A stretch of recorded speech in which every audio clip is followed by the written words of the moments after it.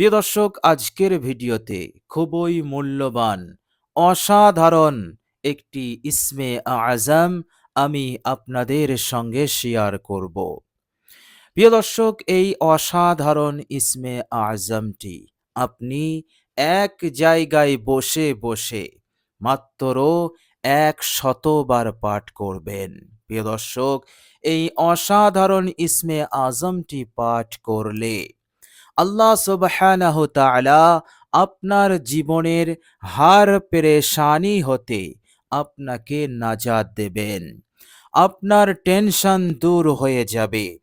সংসারে যে কলহ বিবাদ লেগে আছে, যে অশান্তির পরিবেশ তৈরি হয়ে আছে, সেগুলো মহান রব্বুল আলামিনের রহমতে দূর হয়ে যাবে।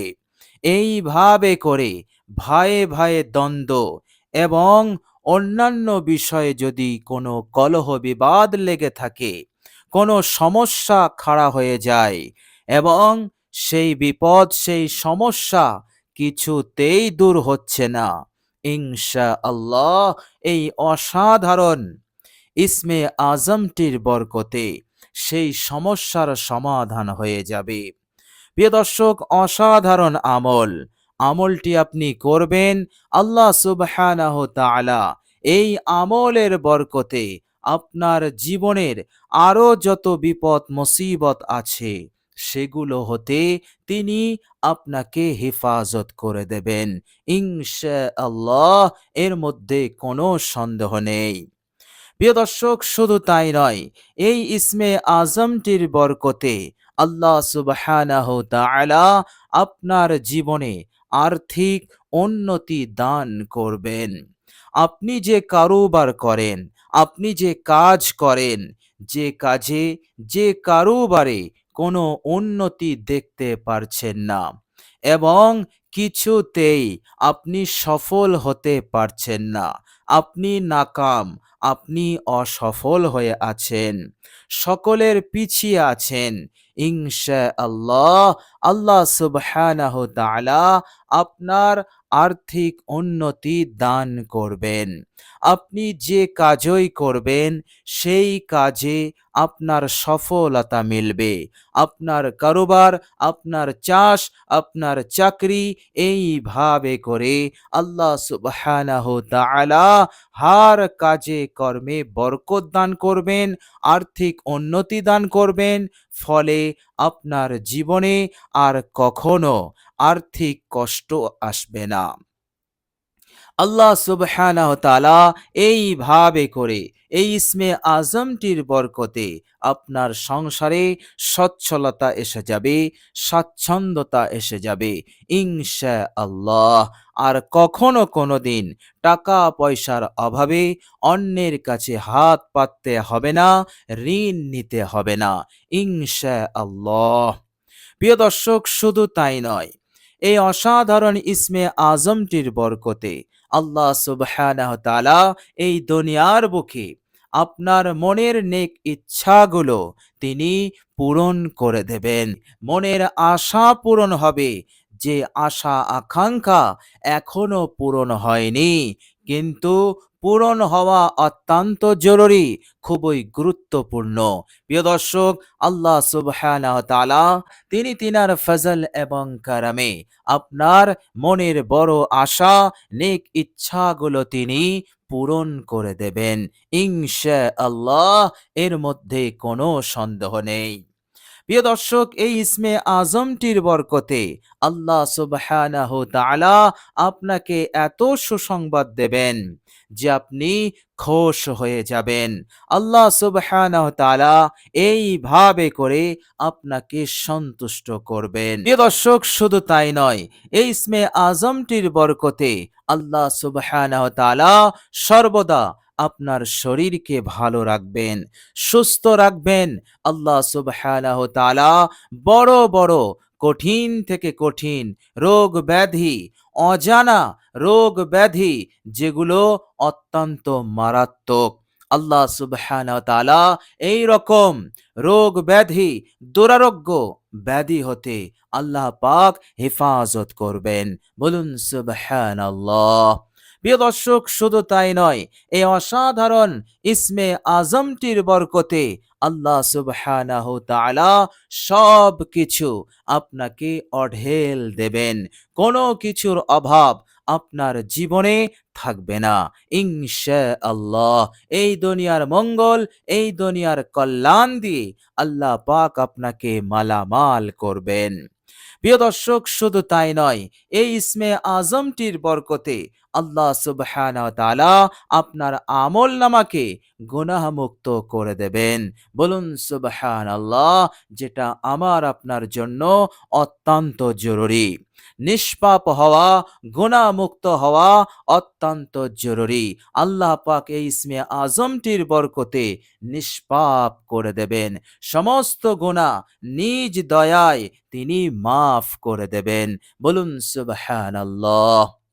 প্রিয় দর্শক, হাদিস শরীফের মধ্যে এসেছে, বিশ্বনবী সাল্লাল্লাহু আলাইহি ওয়াসাল্লাম বলেছেন, আল্লাহ পাক সমস্ত মখলুকের তাকদীর লিখলেন এবং যে কপিতে, যে রেজিস্টারে আল্লাহ পাক তাকদীর লিখলেন, সেখানে তিনি এই বাক্যটিও লিখেছেন।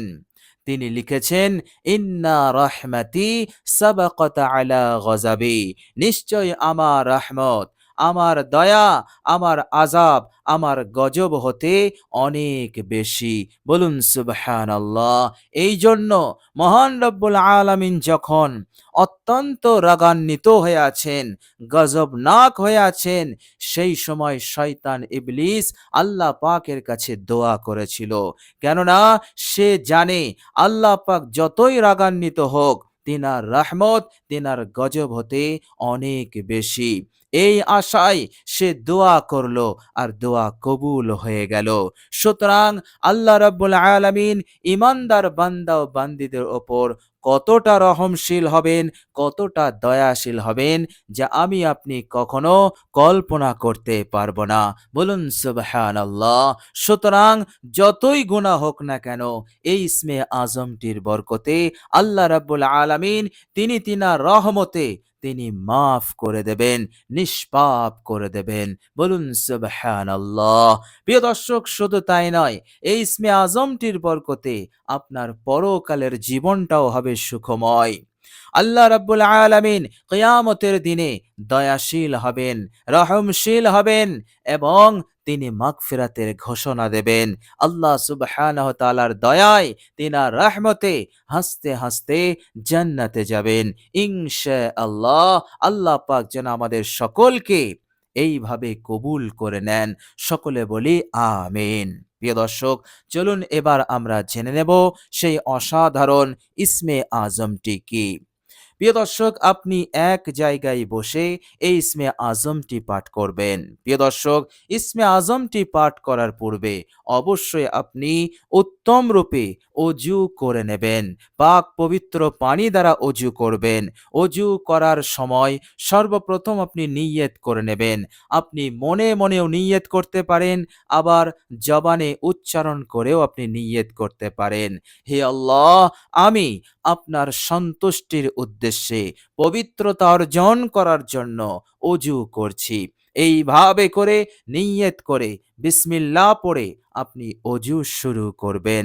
প্রত্যেকটা অঙ্গ ৩ বার করে সুন্দর করে ধৌত করবেন। এমনভাবে ধৌত করবেন না যাতে করে আপনার বিন্দু থেকে বিন্দু পরিমাণ শুকনো থেকে যায়। প্রিয় দর্শক, পারফেক্ট অজু হয়ে গেলে কালেমায়ে শাহাদাত একবার আপনি পাঠ করে নেবেন।